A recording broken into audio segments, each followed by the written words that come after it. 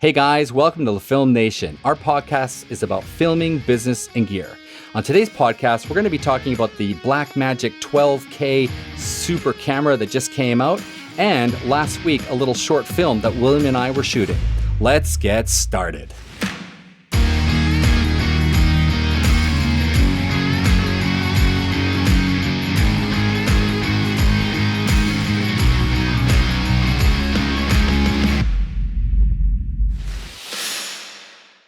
Welcome back. My name is Nigel, and I'm a videographer and filmmaker based in Japan. And William? Hey, I'm William. I'm a photographer and videographer in Fukuoka, Japan. And John? Hi, I'm John Beer. I'm a YouTube filmmaker. You can find me on YouTube, John Beer.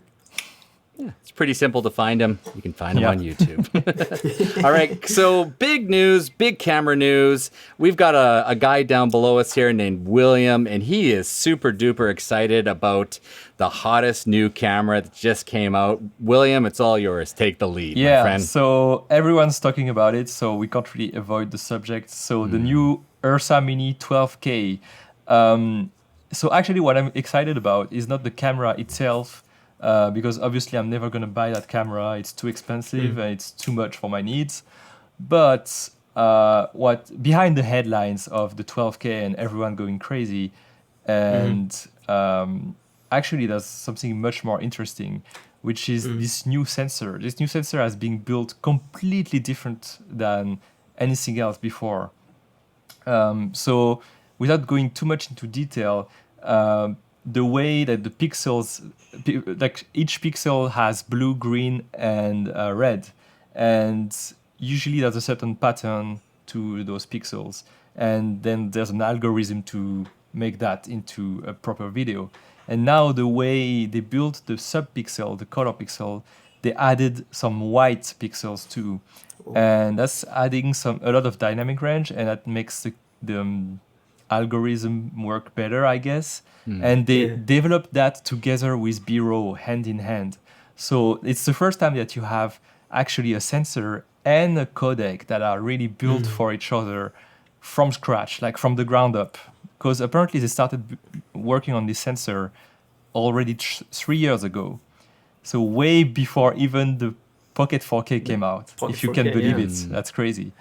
So can I try to summarize what you just said? Just sort of, because I guess I'll come from the layman's perspective here. Yeah. So everybody's excited about this new camera that's 12K, and they talk about the 12K aspect. But actually the big news is the sensor technology. Yes. Which now has an additional color built into it. Exactly. When you said red, blue, and green, I imagine when you're a kid and you go very close to the TV, you can almost see these colors, right? Exactly. It's kind of like that. But now there's an additional white color. Yeah. Let me share my screen maybe. Sure. Yeah.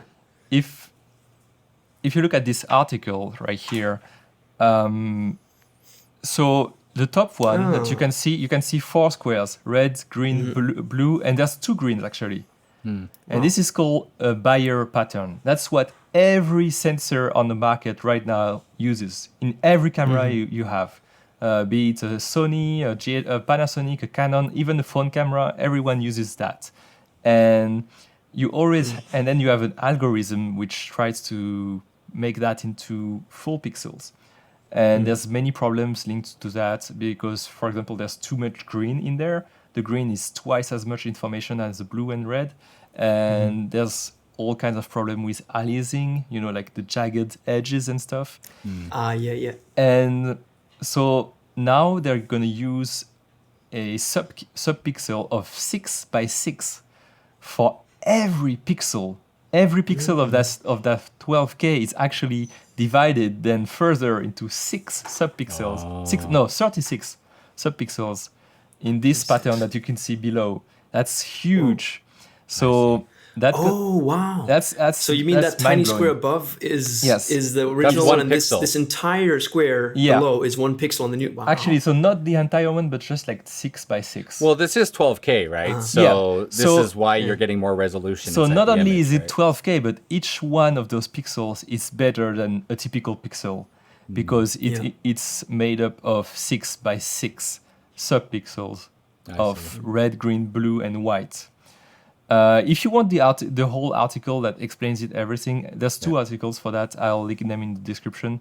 Okay. It goes really in depth and explains why it's not just about the 12K. It's more about what's better with that sensor, and also BRAW. So BRAW made a huge leap with that camera, and hopefully, what I'm excited about is that we're gonna see those improvements trickle down for the cheaper cameras like the 6K and the 4K. And so hopefully we can expect in a few months to have codecs that are even more optimized and even take even less space on your hard drive. Because apparently what they said on the announcements is that this 12K footage, you're going to be able to play it back on a MacBook. Even not even the 2020. Like even someone, the guy who tested the camera and made all the stock footage that you've seen in the announcement. Yeah, in the Vimeo video. It was in Yeah, the Vimeo. exactly. Yeah. This guy, he used the 2017 MacBook Pro, I think. Wow, that's awesome. Wow. And he had no problem editing the 12K B-roll. So Woot, woot for MacBook. Woot, woot for that's MacBook. that's pretty Hey, amazing. That's pretty give amazing. Give it up. Yeah, honestly, I'm super impressed. Yeah. So you can expect, if your computer right now is able to edit 4K B-roll, you can expect it to be able to edit 12K too. Would that be like actually creating proxies and then rendering it? No, or would it be like straight up just 12K Straight up. editing 12K? Straight up. Yeah, Wow. you don't need proxies. Can we get some of That's the test what- footage by any chance? Are they giving any test footage out so I could test it? Yes. So actually, they give out the test footage, but you can only edit it with the beta version of DaVinci, which is only available on Mac right now. So I'm on PC, so I wasn't able to play with it, sadly. Yeah. But yeah, if you have a Mac, you can download for free the beta version, the latest of DaVinci, and play with it. But basically the guy who shot all the footage for the demo of the 12K, he said that's the most like natural looking, super soft image he's ever seen. Like even though it's 12K, his biggest fear was that the skin would be super sharp and you would see everything and it would be horrible. Actually, it looks super soft, and the colors and the roll-off of the highlights look amazing, he says. So I don't know, I'm really pumped about this new, the camera itself, of course, but also the technology.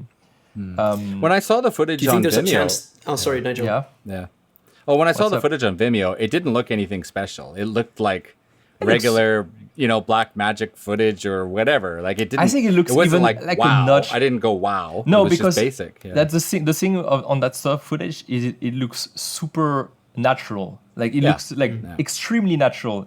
For me, it doesn't look like super fancy, like something you would see in a movie. But I think I've rarely seen something that looks so close to reality. Yeah. It looks really like I'm seeing it.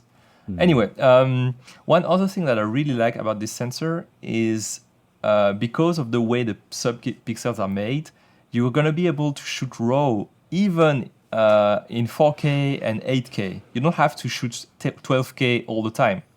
You can shoot RAW 8K or RAW 4K without cropping in the sensor, contrary to what Canon does, for example, or other cameras. And this is a breakthrough in technology as well. This is a right? huge breakthrough, yeah. Yeah, because usually in the past you have to shoot RAW at the full sensor size. Yes. Or if you don't shoot the full sensor size, then you have to crop to shoot RAW. So this is not only a 12K camera, this is also a full-on 8K and full-on 4K camera if you want it to be. That's amazing. We just took the wind out of the sail on Canon there, didn't they? Yeah. so remember a few episodes back where we were looking at the Canon 8K and I had some doubts. I was like, it's kind of like, I didn't have doubts about like, do you need 8K or do you need 12K? Yeah, I mean, it's overkill in every situation. But furthermore, the 8K on Canon is like a format that's really hard to use, really heavy on your machine. Yeah. And it's not as good, This is actually usable. This is going to be very usable, and so just the pretty software exciting. breakthroughs in the codecs just blows my mind. Because like I remember when I switched from 1080 to 4K editing, I was like, oh man, this is insane. My computer could barely handle it. But then you start using proxies and you can play back properly. And so just imagining 8K with this workflow that I'm using now, it's on way, Canon man. with like H.264 8K would be crazy. And Canon RAW apparently is even worse than H.264. It's very hard to play back. I think they just wanted to make it and they didn't care about the customers. They were just like, get it out, make us look great. We're Canon, we're amazing. Yeah, exactly. You know? So don't be fooled. I mean, guys. isn't it basically a photo camera? And then then the CEO asks, well, so how much resolution can the video do? Yeah. So I think the numbers. 8K, sir. It's like, put it in. I think it comes a lot from the Japanese businessman mentality where they just got to have it out there. You know, like right now we have coupon codes being given to us by the government where you get $200 for traveling. And now today they said, well, only not for Tokyo anymore, but anyone else you can travel, but just not Tokyo because you got COVID right now. But the other parts of the country, you can travel. That's fine and stuff. And everyone's freaking out, right? But it's like a bunch of Japanese bureaucrats I'm pretty sure who just make up these decisions up on the senior top, right? Yeah. And then they don't care about the low trickle below what actually happens. So you have a typical example of a company that makes a feature just to have the name on it and be able to sell it as an 8K camera, but it's not actually super usable. You can't really do anything with it. Don't get me wrong, this camera is also amazing, the R5, because for stills it's amazing. It's 45 megapixels and the colors are amazing, and it also has 4K 120 FPS. That's pretty good. That's really nice. But the 8K, you're probably never going to use it. So but on the other hand, the 12K, I mean, this Ursa, it's really not a gimmick. It's not a gimmick. It's really made to be used. So that's quite cool, man. Pretty cool. Well, I guess they're both from very different worlds altogether. The Ursa is for filmmakers and the Canon is for photographers. Yeah, for sure. For sure. A YouTuber is not going to be using the Ursa 12K, except if you're called Linus. You never know. Yeah, that'd be the new vlogging camera. Check it out. Yeah. It's basically it's not the same size. If I had it, I'd use it. What's the crop? What's the crop on 12K with a 1080p movie? Like, what could you crop? You could crop 12 times. So that's what 1,200%. Would that be? Yeah. That's pretty crazy. Right? If you look at the images, what was it like? Let me find it. We'll imagine interviews. Imagine interviews. You could just go super wide, and then like in the interview, you just be like, just crop it 500% in. Oh, there we go. Framed it. Done. That's what I think it's good about it. For certain type of YouTubers, like Linus, Linus Tech Tips, or MKBHD, people who do product reviews, basically. You just set up one camera wide, and then you punch in on your face when you want to punch in on your face, or you punch in on the product, face, mid, wide, everything with one camera. Boom. Exactly. Well, it kind of reminds me of the 360. The 360 is the same idea. You film everything in 360, and you just take what you need, you crop. right? Yeah. Except here, your crop is going to be. Except here, your crop is going to be 4K. The new Blackmagic 24K just films everything in complete 360, 24K all the way around, all with a new double sensor. I don't know. You know what I'm doing. Yeah. Anyway, it's a pretty exciting announcement, and I'm really looking forward to being able to play with the 12K footage. And see maybe some firmware updates for the 4K and the 6K pocket camera. That would be nice. Yeah, I'm still eyeing that 4K pocket. That's still the thing that I would really love to have to play with. Yeah, it's I want to see what Lumix is going to do with their the Lumix GH5 GH6. I'm curious to see what's going to happen there. So if it's even something that's real, nobody knows. Everyone wishes for the GH6, but Panasonic have never made any announcements. They're waiting for Sony. They're waiting for Sony, and then they're going to take out Sony's feet after. They're going to go out, hey, take out them, and it'll be Blackmagic and Panasonic at the end, and Canon, and then we'll be, blown away. I have no idea. Cool. That's good information, man. I can't wait. I wish the price was a little lower, but I mean, if they can take that same technology and maybe, what's it called? Prosumer versus prosumer versus honestly, it's not a camera made for us, if we had a studio making huge commercials for BMW or whatever, I would buy it for sure. But no. For now, you could always rent it. You could rent it for the client. That would be fun. If I get a big client, I'm gonna rent it for sure. Yeah, rent it. Yeah, nothing wrong with renting it. Just charge the client. So, Yeah. Well, it uses interchangeable mounts. You can use EF lenses on it too, right? You can use EF, it's super usable. PL, MFT, whatever you want. That's awesome. MFT even? Yeah. Are you serious? Yeah, you could. It comes with the mounts, wait. I'm not sure. They use Nikon. You can get Nikon too if you want. Okay. MFT, no. But so this is a proper cinema. Like this is as good as it gets for a prosumer cinema market, basically. Yeah, for sure. Honestly, this camera should be sold for twice the price, or even 3 times the price. Yeah, that's what I was thinking. 10 grand. You look at a red camera, and it's like red is done. You know, red what are red gonna do? Yeah. Red's dead, baby. I heard the same camera would be $50,000 for the red. I heard it was the same. Yeah, for sure. Yeah, it is. Yeah, it's insane. It's better than a Monstro 8K. I mean. It's I just don't even study these cameras because they're so far out of my zone. I just don't. I know they're out there. I just don't kind of care to research it because I know I'm not going to spend 50 grand on a camera. That's just insane, right? So I really don't study up on those. So a good rule of thumb I would say is like invest in equipment that you can afford to lose, if that makes sense. Yeah, sure. Like if somebody steals your camera, then you can just get a new one and you're not breaking the bank. So funny. I was just looking at insurance right now. So it's classic. Yeah. A 10K camera, like I would insure that. I wouldn't go out with that. Yeah, for sure. All right, cool, awesome, good stuff, William. That was awesome. Definitely, it's gonna be changing a lot in the future. So he's been super excited, guys. He's been on Facebook Messenger just going off about it, and you know, I was like, dude, it's too expensive. There's just no way I could buy it. But he's like, it's not the price. I'm talking about the technology, man. And I'm like, okay, he got me super excited for that as well. If the Yeah. software upgrades trickles down to the Pocket 4K, then I'm already sold. I mean, I'm gonna get that. So. I mean, the Pocket 5K. I mean, the 4K's BRAW is already very easy to use. If it gets even lighter, I mean, that's all the better. If you get better quality for the same bitrate, that's amazing. That's right. Anyway. Cool. Yeah, awesome. So on the other front, I got to shoot a narrative short film with a friend of mine named Mark Cohen, and he is filming a short movie that's taken him around 2 years to do scripting, rehearsals.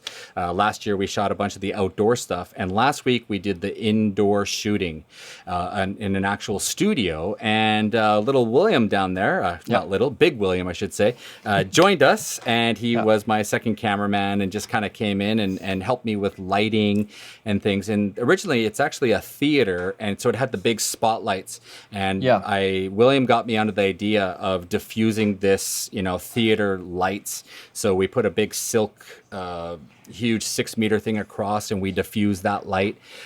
He gave me some tips on how to narrow the lighting, so don't make it so wide, but actually punch it and narrow it into the silk. Yeah, it was really diffused cool. Really nice. It was really cool actually having these theater lights, because we didn't have to bring anything like an aperture or whatever, or the codecs or whatever. Well, we did actually bring the codecs. We did actually bring it. For just a kicker, but for like the hairline and exactly. The hairline but the most of the light didn't change at all since through the whole shoot. That was amazing. Yeah, all we did is just move that the hairline light from actress to actress. So it was really convenient using those huge row of lights. There were 6 or 7 huge spotlights. You could turn a knob to make it more narrow or more wide, and focus it on the silk. It worked amazingly well. Yeah. So what type of project is this? Is it narrative or it's 100% narrative. 2 different scenes going on of these goddesses looking through this mirror, and in the mirror they can see different things going on in this mirror, so they can see these characters outside developing and doing different things, and they're kind of like they're goddesses, right? They can see they're the future. They're kind of trapped in a alternate dimension or inside a temple or something like that. Right. Something like that, right? That's what I got. So that's the scene you were shooting, the alternate dimension temple. The alternate dimension. Now, what's really interesting about this is I personally have never worked with professional Japanese actresses.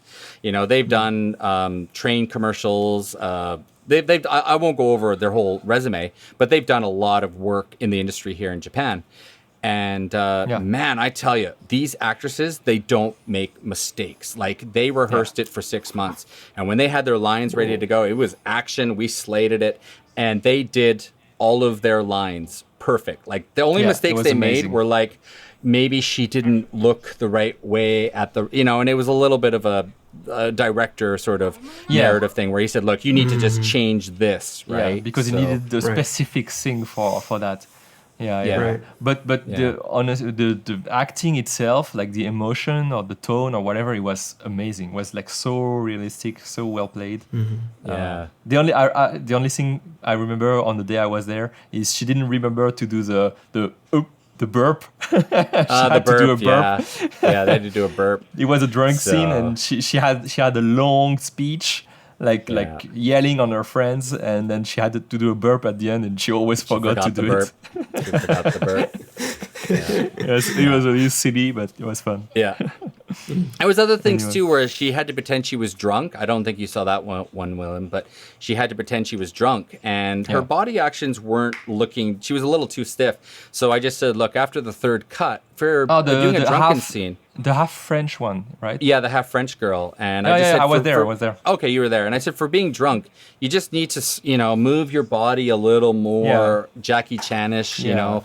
And so by that fourth take, I believe, man, she just bang, she nailed it. So she was almost too elegant, too reserved, She was just like, instead of being like, Yeah. And then the fourth take, she just nailed it. She was awesome. Yeah. It sounds that acting to be drunk was the hardest bit for both of them. Yeah, and remember the lines and say it the right way and look at the right mirror and have an actress, you know what I mean? Like it's really crazy. So that's really cool. Yeah. Working on that.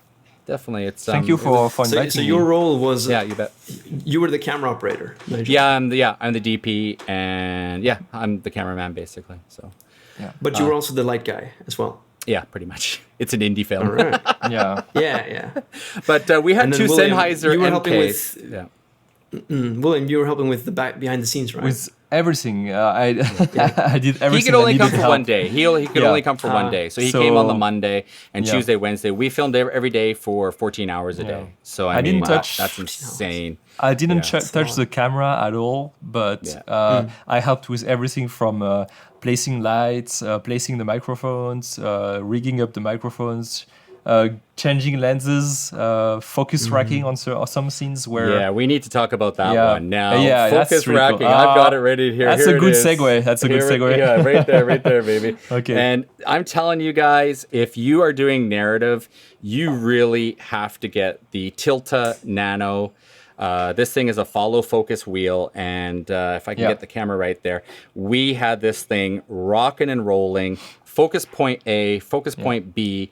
I was on the fluid head, and I had William rack focusing on one spot, and then as I panned the camera down, he was focusing on the head, and we just had A and then B. So we were communicating like, ready, William, go, and William's focusing like this, and I'm panning, with the fluid head. So it was super fun. I'm guessing, William, you're just holding the focus thing, and then I'm looking at the screen. No markings. So the nice thing with that photo focus is that you can just. So we put the camera in one position. I find the focus, and then I just press one button, and it sets the A point. And then we move to the end of the shot. I find the focus again. I click on the button again, and it finds the B, and it marks the B spot. And then I just have to go all the way. And that's the weirdest thing about the Tilta Nano. You think it's just going to be like, but it doesn't matter what the throw is. No matter what it is, you have to go the way. So the handle has kind of like hard stops. So you have to go from one hard stop to the other to go from A to B. Right. So you've already set the points, but then the hard stops still remain physically the same. Yeah. So even though the lens, the focus was actually not that much, the focus throw was probably like from here to here. It was like just like on the lens. But me, I was like. But I think it's important to have that, because if you want to get a really nice, precise throw, you have to be able to this is basically, this is a lot, but it's a little in the camera. Let's back up a little bit for those who don't understand. But basically on the lens, on some lenses you have gears. This one doesn't have gears by default, but I put a gear thing. So those gears, you attach a little motor to it. And then this handle that Nigel was showing can pilot the motor and make the motor turn. And then in turn, it focuses the lens like this. It turns the gears. So that's how you can remotely focus your lens. Yeah, that's pretty cool. And also too, John, if you have the GH5, you can get a wire that goes into the motor, and then you can hit record on here, and then you're instantly recording. So it doesn't matter where you are. You don't have to go up to the camera and push record. Yeah. You just push the record on here, and then you're ready to go. Actually, it threw me off a little bit because it was the first time I had to do that. I never like had that wireless feature. That feature before. So I was always like, I was recording fine at the beginning, and then I forgot to turn off the camera every time. I was recording for 5 minutes. Yeah, for sure. Anyway. So yeah, this thing was integral to filming narrative because I mean, really cool. A and B, actress here, actress there, you know, racking between the two. Absolutely huge. And the next thing I want to throw out is we were using the Makey Cine lenses, and you know, great little lenses here, the 100% manual, and we had a 16, a 25, and a 50 millimeter. We had basically, I think, 2 of each lenses. William lent me some lenses and whatnot, and we didn't use the 25 hardly at all. We were constantly using the 50 mil all the time. And this 50 lived on the camera, except when we had to like go a little bit wider. Then we were like, okay, switch to the 25. But the 50 was just awesome, man. William, what'd you think, man, about, I think the biggest reason why we had to use the 50, and it made me understand, like I knew that for narrative work, you usually use tighter lenses, but having this actual experience on set, it made so much sense. Because our background, like our set could only be filmed from one direction all the time. And we had to move the table around or move the characters around to make them face the background the proper way, if you know what I mean. Yeah. So we could only ever film in one direction, and so to avoid to have anything else in the field of view, we had to have a very tight field of view.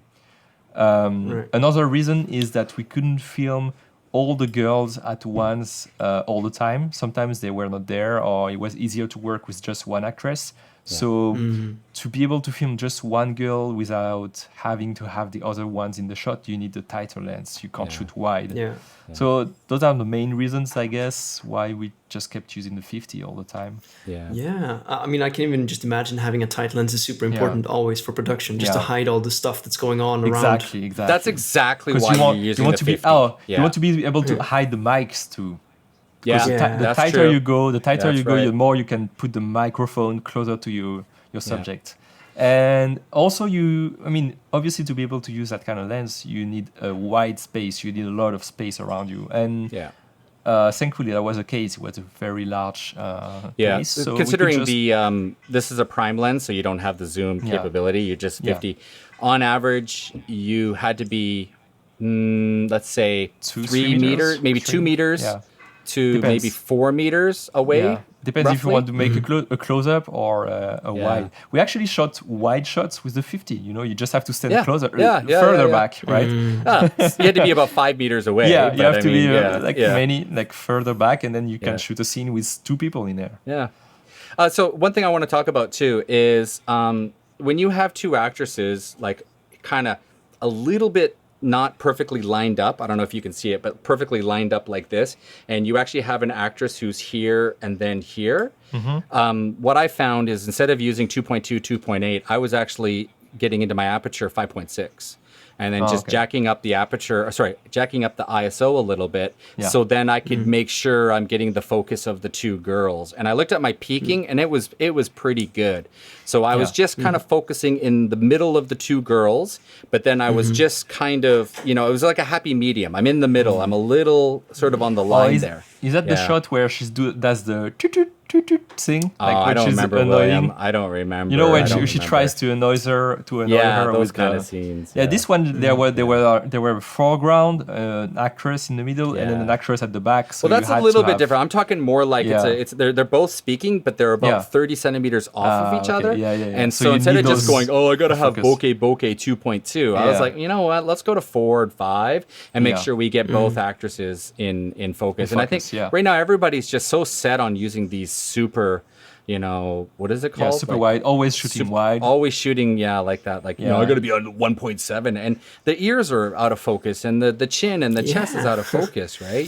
Well, this is part of the reason why everybody's so excited about the full frame cameras. Because like, oh yeah, more bokeh. But you don't really need it. Depends what you're shooting. You should not. You should always ask yourself the question of what you need to show. You should not default to wide open bokeh. You know. Yeah. You should always don't be ask afraid yourself. to just use 4 and 5 sometimes. It's okay to use it, you know. So it's a tool. It's not a. It's not a go-to. You have to always choose the right tool. Yeah. You don't use a wrench to hammer a nail. You can, but you know. But I will. Let's just put it out here. I did use the Camlin, and I'm gonna show a little bit of this shot here. We had that Camlin on one of the girls, and they were burning. I forget what it's called, but these like incense things on the arms. Man, we had this 17-year-old girl who just came into the scene. She's a young filmmaker, and she's never used manual rack focusing lenses. In 10 minutes, I had her on. William, please show me the Camlin lens there again. Please show us. So, John, get your Camlin out. I know you got the Camlin. They all got the Camlin out. Look at the Camlin. Look how wide this is. Look at that thing, man.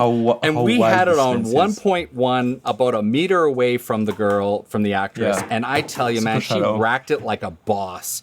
You know, over to the one incent, over to the other incent, and then finally over to the third, and then the face. Like, it was the most beautiful rack focus. I mean, it's a gorgeous lens, that lens. So, I'm tempted. So that's a proof to how easy the Tilta is to use. You get used to it super quick. Yeah. She actually did that. Oh, the Tilta was on the Camlin. No. It was actually not on the Camlin. What? I made her use her hands and actually cradle the camera. She cradled it, and I got her to just come in, and she just manually used her hands. Oh, really? And I said, that's the way you got to learn. You can't be using technology. You wanted her to learn. I want her to old school it. And she spent about 3-4 minutes racking. And then when I said, are you ready? She goes, I can do it. I said, okay. And when it was time to action, she pulled off the shot. So one take only, by the way, one take only. So good teacher. I'm a good teacher. So she's a fast learner. Yeah, she's really good. She's a good little filmmaker. So. For audio, we didn't have we had good mics, but we didn't have a boom operator, and we also didn't have lavs on everywhere. So what we actually did is just use 2 Sennheiser mics. We had the boom over all the actresses, and then we sometimes would move one lower and just kind of position it, on the ground, so to speak, and kind of point it that way. And then I would listen to the audio, and I had a field recorder, and I was just listening. And then when if it was good, I would just control the gain a little bit, and it just fed right into my camera, and it just like used that audio just directly into the camera. It was kind of like we had 2 just for backup, right? Try to have one in one position and one in another position, just to make sure we have the best sound. And it sounded good, man. The Sennheisers are amazing. Yeah, they're good microphones. Yeah, it was actually a rental, so it was rentals. Other than that, I was very tired. It was a lot of work. Oh damn! Did you do 12 hours? Because on my day it was 12 hours. So what about the other 2 days? 9 till 10 at night. So whatever. Okay. Got home by 10:30, right? So So it's a 12-hour day. So that's pretty crazy. With a 10-minute break in between. So I know. I was eating and filming. I was literally like filming, and then I had like a sandwich in my mouth, and I was over there looking at the next shot, and I was just like eating while I was filming. Mark's like, "We don't have time. Just eat." I'm like eating while I'm filming almost. So I know that after the first day, my legs were so cramped. Like I had how do you say cramps? How do you say like kinikutsu?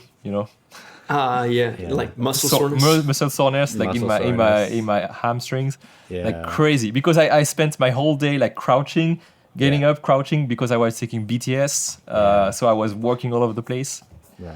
You did really good. Thanks for the BTS. Obviously, I'm going to be showing some of that BTS here today. So all the BTS was provided by Accent Studios here in Fukuoka, and cameraman William. Behind the scenes. Behind the scenes. BTS. Yeah, for those who don't know. Bing! BTS. So narrative, as sort of, how do you say, closing up what we've been talking about, narrative is a very hard thing to film. There's a lot of different camera angles, scripts to follow. Everything has to be slated so you know which conversation matches with what and stuff. So I don't know if I want to do narrative all the time. I wouldn't say it's my favorite thing to film.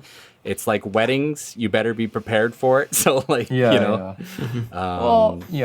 I find still that it wasn't too stressful. It was a long day, but it wasn't too stressful because the director knew exactly, like he had, like I was kind of like flying blind. Like we don't really know what we're shooting because everything was all over the place. And I didn't read the script beforehand. I was I just arrived like this, like, and so he had a shot list prepared. Yeah, I had the shot list prepared, and it was all not in order, in the right order, and everything. So you just have to trust the director. It's fine, and just do your thing. He says, "Oh, we need this kind of thing. Okay, let us do this." Yeah. And I always did something called blocking the actresses. So you block them, and then you just basically have them sit down where you want them to sit. It's good for you, John, to learn all this. So you block them, you get the actresses to practice and rehearse, and then once you see what they're doing and you know all the different things they have to do in the scene, then you start to position your camera while they're doing their thing, and you start to look, okay, that looks good there. And one thing I wanted to throw, this is the last big thing. As you're positioning your camera and you're working with a director, the GH5 has a wireless Wi-Fi system that can put the image onto the camera here, to the iPhone here. And I was giving this to the director. And it was integral for the director to know the framing of the shot. So by doing this, it kind of makes your job easier because he's just saying, hey, position the camera a little more here, a little there. And we were able to communicate much, much faster. And I realized that wireless video transmission is super duper important for these kind of jobs. So it's something you want to get familiar with in the future, using wireless transmission. Yeah, for any job where you're not a one-man band and doing everything by yourself. You need that kind of stuff. But yeah, man, being able to see the shot, to pan over to people, to pass over to people is absolutely huge. Yeah, John, what did you think, man? What's your sort of, concise, what do you think of all that? So, I mean, definitely, like, I can only imagine how difficult it is to handle all the audio stuff and the actresses. But it sounded like you had your hands full. I mean, the director, it sounded like he mostly planned the thing, but then you're there and you have to sort of like make his whole vision seem real. Yeah. So I don't know. It seemed like you had more to do than he did in many respects. Yeah. Especially with our knowledge of cinematography, we have shot ideas that he wouldn't have thought of, where we'd position the camera really high above the actress like this, and then we would look down. So, doing those type of shots, we did bring. He just had an idea of what he wanted to focus on, but not really how to frame it exactly. So we brought a lot of ideas on the framing. Yeah, for sure. That's why we get paid the big bucks. Yeah, it was really a typical like director in the strict sense of he knows the story, he knows how to direct the actresses and how he wants them to act, and that's it. Yeah. Then you as a DP shoot the story the way it best serves the story. Yeah, that's a great takeaway. I'd love to work with a director one day. Yeah, that was really cool. See how it feels. You don't have. For me, I thought it was really cool because you don't have to worry about anything like I didn't really have like responsibility or anything. It was more like a technician job, I guess. Leverage. Yeah.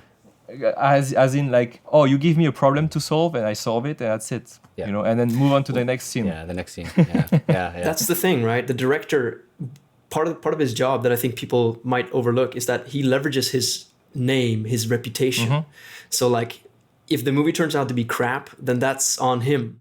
And so in that manner, like if you show the movie afterwards to someone and you say, I'm not saying this movie is going to be crap. Don't. Mark's listening right now. He'll be listening to this video. I'm just saying, as an example, even if something turned out to be crap, but the visuals look good, you can say, I was DP on that and I did a good job and it looks good. Yeah. No, and you don't care if the story is not good, right? Yeah. I think for me personally, it was just a great learning experience. for you. Yeah. You know, we are helping this friend of mine out and whatnot. And, you know, we're not getting paid big bucks to do this. It's just mostly for pleasure and learning, right? So You just said you're getting paid big bucks. I wish I was. A moment ago. Well, you know, I don't want to discuss all that. But I mean, the whole point is when you're helping friends out making this kind of stuff, it's a great learning experience, right? So, you know, so that's why we do this. So, Awesome. yeah. All right, so yeah, that's all I want to talk about. I hope you guys learned some information about, you know, lenses and some of the gear that really helps out for this type of filmmaking, and hopefully that BTS, that behind the scenes footage, you can kind of see what we're talking about. We're still learning how to do all this stuff, and it's pretty cool when we can share it with you guys. So yeah, I really like it. Yeah. So there you go. Cool. Yeah. So yeah, to summarize this episode a little bit, we started off talking about the new Blackmagic Ursa 12K, which is people are excited about the resolution, but actually, as William told us, we should be excited about the software as well as technology upgrade in the sensor. And just showing us that picture you showed us before, it gets me excited because like even though I don't know exactly how these things work, even somebody who doesn't understand it can look at that comparison of the previous sensor technology and the new one and at least get a little bit excited about it. And of course 12K is a big deal. I'm not saying it's not. Yeah. We then moved on to talk about the shoot that Nigel did, and you did the BTS, William, and basically your experience doing on-set work with a deep director, and then just certain creative decisions you had to make in terms of lenses and you know, not always shooting wide open, and yeah. It was a very nice listen. I really appreciate you guys sharing your experience. Yeah, for sure, for sure. Hopefully in the future you'll be sharing your experiences with us. So maybe 100%. Yeah, for sure. Yeah, I got a shoot recently that I might share in a future episode. That'd be great. You can show some of the scenes that you did. So I saw your YouTube video about the masking. It was fun. Yeah. That's really like fun. the first glimpse, but we shot actually 3 different videos, so there's gonna be a lot to talk about. More to come then. Nice. Yeah, dude. Yeah, Stay tuned. Yeah, stay tuned for more. All right, guys. All right. Well, yeah. Thanks for watching. You guys can always find us on www.lefilmnation.com. We have all of our links there for us. We're on Facebook. We're on YouTube. We're everywhere. And we all have our own channels. So, you know, check us out on our own channels also. As always, guys, thanks for watching. And I always like to say peace. And the boys like to say... Peace. Bye-bye. I'll copy you this time. All right, guys. Take care. Thanks a lot.